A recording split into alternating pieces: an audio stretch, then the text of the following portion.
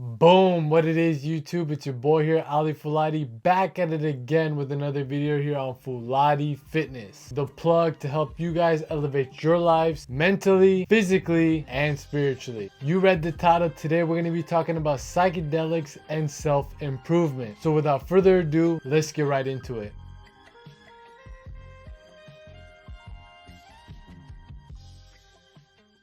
So psychedelics and self-improvement. How the did we end up here? Look at us. Hey, look at us. Look at us. Huh? Who would have thought? Not me. Now, before we dive into the correlation between these two, I just want to quickly state again that I do not condone nor am I against the use of any illegal substances. If you choose to make the decision to partake in these type of things, bro, that is all on you. So take responsibility and be safe. Now, with all that out of the way, let's break this down real quick like a brick. See, psychedelics can be a powerful tool when it comes to identifying and addressing a lot of issues that derive from negative thought patterns. As we go through life and go through different experiences, our brain has to take in all that information and figure out a way to organize it in a nice and neat fashion. And it categorizes this data into different sections depending on how frequently these experiences occur. The more often you do or go through these events, the bigger this file cabinet becomes. And as humans, we must understand that we are creatures of habit. The more we do something, the better we get at it and the stronger the habit becomes, until eventually these habits become second nature. For example, let's say we turn off all the lights in your house, and in that darkness we told you to go to the bathroom and brush your teeth.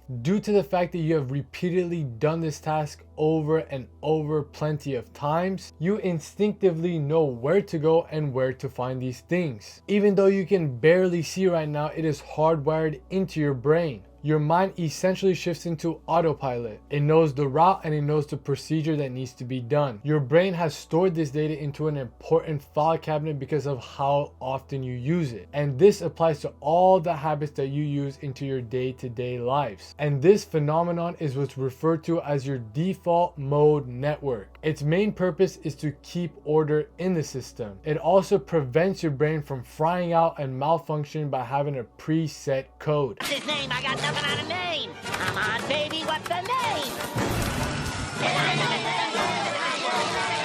We threw out his name!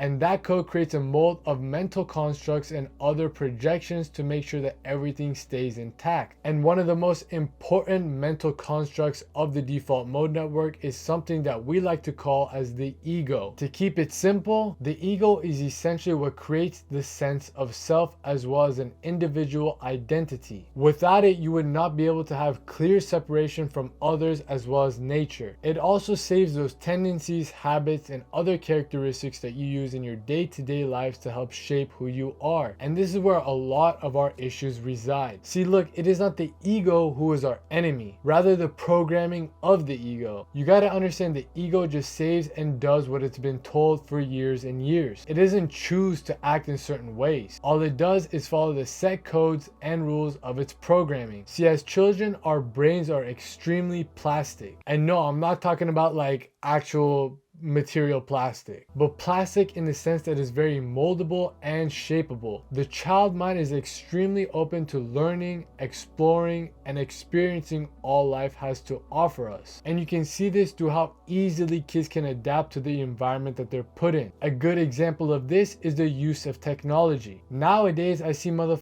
throw their kids an iPad at the age of 4. And these kids learn the ins and outs of this device extremely quick. But now let's take that same device to a man who was born in the 1950s. That motherfucker is going to be struggling as if he's trying to learn how to drive a goddamn spaceship. Where the is the camera? Hello?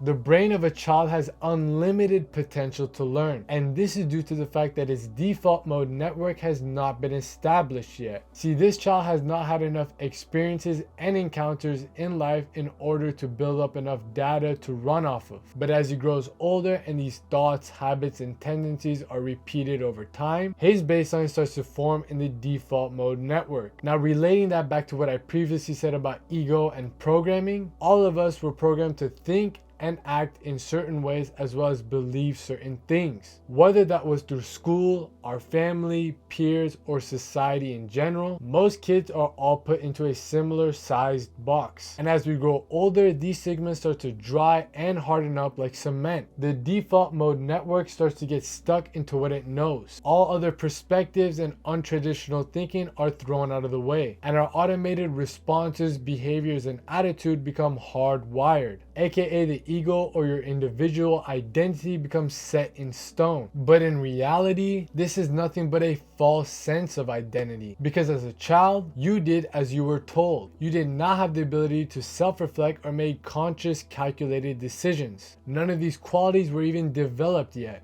So inevitably, your sense of self is directly tied into what you were taught and what you experienced during your upbringing. And eventually, by middle age or so, these preset notions from that programming become nearly absolute. Your default mode network is trying to propose the quickest and most serviceable answers to tasks that you will face in your day-to-day lives. It neglects all the other stuff going on in the background in order to cut to the chase and leap to conclusions. Order from the boss. Dump everything that isn't about fine dining. Everything? Everything. Come on, come on, come on. Quicker, quicker. Delete, delete.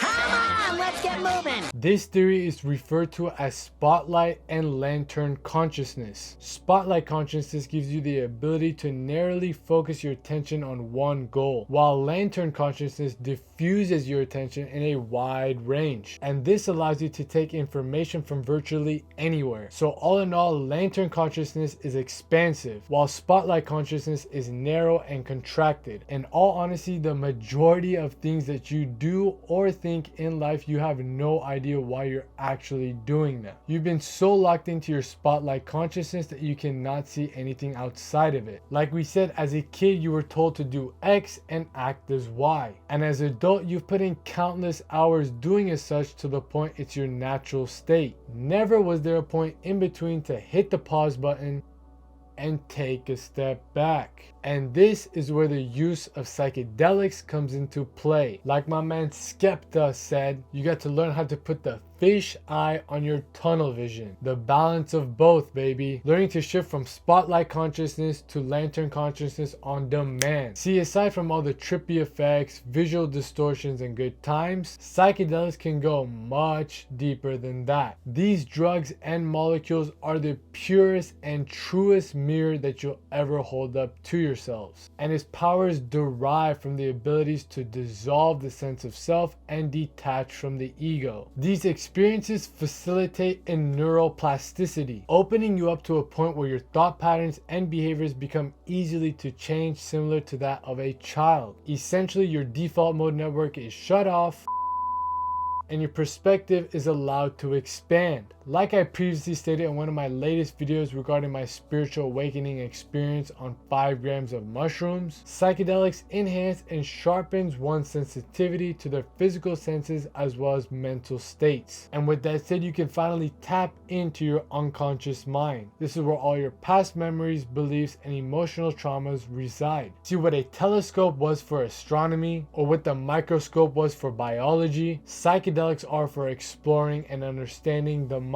So with that said, during these experiences we can really tap into our deep core and reflect upon it. And in regards to self-improvement, being able to reflect and be brutally honest with yourself is the first step towards making progress in the right direction. 99% of the time in life, it is not the things that you want to hear that will actually help you grow, but rather it's usually things that you don't want to hear that will actually help you elevate to the next level. It may piss you off at first, but at the end of the day, it is the only thing that will set you free. And when you're under the influences of these substances, there is truly no way that you can hide from the truth any longer. Your ego acts as a safety barrier for you. It's comfortable here and it's used to it. But as you previously said, the constraints of the ego starts to loosen up and let go on psychedelics. It shakes up the usual thought patterns you have and starts to form new ones. Neural pathways that were before dormant now become activated, allowing regions of the brain that usually don't communicate with each other to form new connections. This manifests itself as new ideas, fresh thinking, creative insights, and an overall widened perspective, allowing you to view the issues that you need to address in your life from something I like to call as the bird's eye view, a vantage point from the highest level, allowing you to examine the bigger picture. See, the more possibilities that your mind has at its disposal and the more creative solutions it can conjure up, the more likely it is for the possibility that one of these solutions might stick. And going back to the mind of a child, due to their brain's plasticity and overall less constraint of thought, they figure out things much faster than adults do. They don't have a preset of functions through their default mode network, so inevitably they will try even the most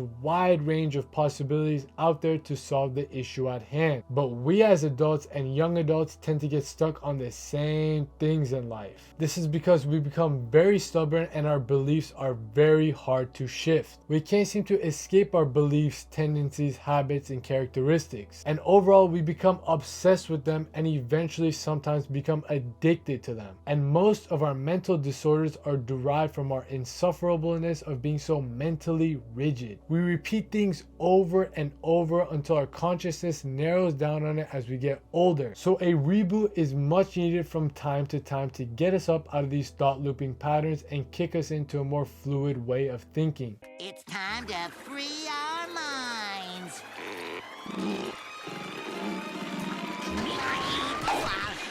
Whoa, Patrick! I've never seen the world from this angle before. When psychedelics are used responsibly, taken with respect and intent, you will learn much more about your true self than ever before. With the defense system of the ego and the default mode network down,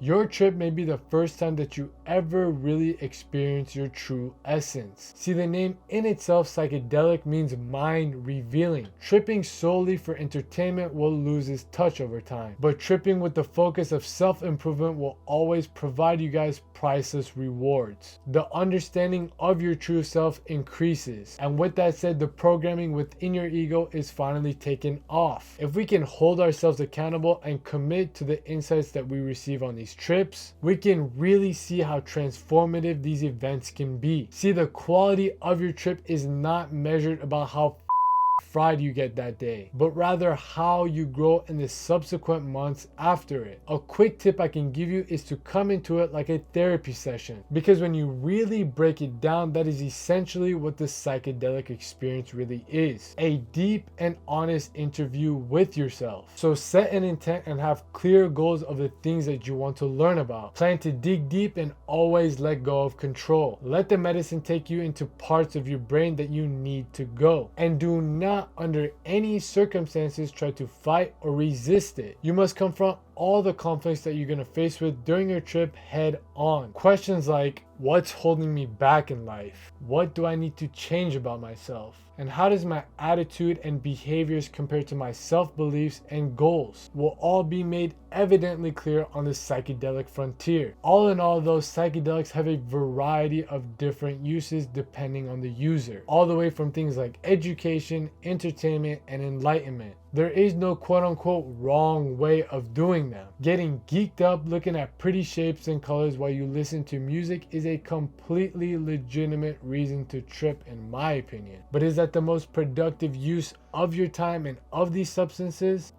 It's gonna be a no from me, dog. Definitely a no for me, though. Those who never choose to explore psychedelics seriously are truly missing out on its greatest benefits. I get it's all fun, but why just stop at cool visuals and dope effects? These medicines can spark crazy deep epiphanies, long-lasting memories, and life-changing moments. They can show you your shadows, your dark sides, your insecurities, and all the internal conflicts that may be dragging you down in life, while at the same time introducing you to the light that can help you overcome these struggles, as they unravel your preset assumptions and lead you to question even the most rigid habits and behaviors you have. But again, most of this potential is linked to the intentions of the user. See, when it comes to psychedelics, you usually get what you ask for. So if you aren't focused on a therapeutic, self-centered, and spiritual journey, you most likely won't experience one. So make sure you have a clear focus going into your trips, and don't ever underestimate the importance of set and setting, because trust me, man, if you take the time to actually plan out your trips, you'll really get the information you need. Even the most stubborn people out there like myself can have their eyes and minds peeled back wide open to the supreme reality. And if you guys are further interested about specific guidance when it comes to tripping for self-improvement, I highly recommend you guys check out these two books right here: The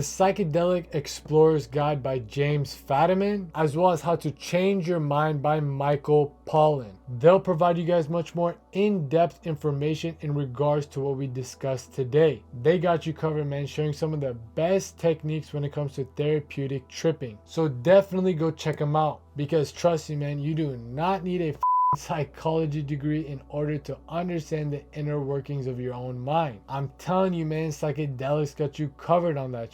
And just like any school out there, all you need to do in order to succeed is pay attention. So go ahead and do your due diligence and study up on these books, because without doing your homework, you'll be unable to maximize the effects of tripping for self-development. So always be responsible, be respectful, and remember to stay tapped in like a touchscreen. Leave a comment down below about what you've learned from tripping and how it's changed your life. I'd love to hear about all the different experiences that you guys have had. And with all that said, that's gonna wrap up the video for today, guys. I hope you enjoyed it and got something out of it. If you did and you still haven't managed to subscribe to this channel yet, make sure that changes right now. And while you're at it, make sure also drop me a like and leave me a comment of other topics like this that you want to see discussed here on Fulati Fitness, because I'm trying to build that interactive community, providing you guys, the people, education, entertainment, and enlightenment. So give me that feedback, man. Let your boy know what's good in the comment section down below. Of course, before we sign things off, don't forget to turn on that post notification ring bell so you get notified next time I drop some heat for you guys. Once again, it's been your boy here, Ali Fulati, in the field,